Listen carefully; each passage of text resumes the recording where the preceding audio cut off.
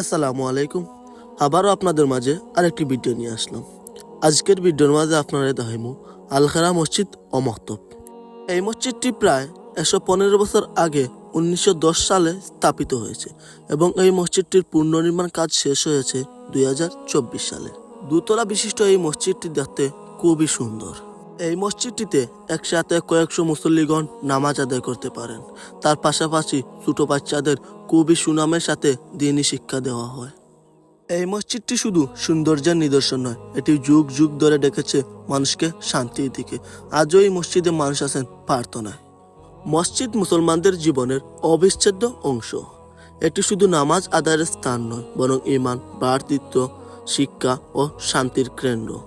ইতিহাস থেকে বর্তমান সময় পর্যন্ত মসজিদ মুসলিম সমাজকে ঐক্যবদ্ধ রেখেছে এবং আল্লাহর সাথে ঘনিষ্ঠ সম্পর্ক স্থাপনে সহায়তা করেছে। আজকের ভিডিওটা এই পর্যন্ত। ভিডিওটা আপনার কাছে কিলা লাগছে অবশ্যই কমেন্ট করে জানাইবা। ভিডিওটি শেষ পর্যন্ত দেখার জন্য ধন্যবাদ। দেখা হবে পরবর্তী কোনো ভিডিওতে। পরবর্তী ভিডিও আসার আগ পর্যন্ত সবাই ভালো থাকবেন, সুস্থ থাকবেন। আসসালামু আলাইকুম, আল্লাহ হাফেজ।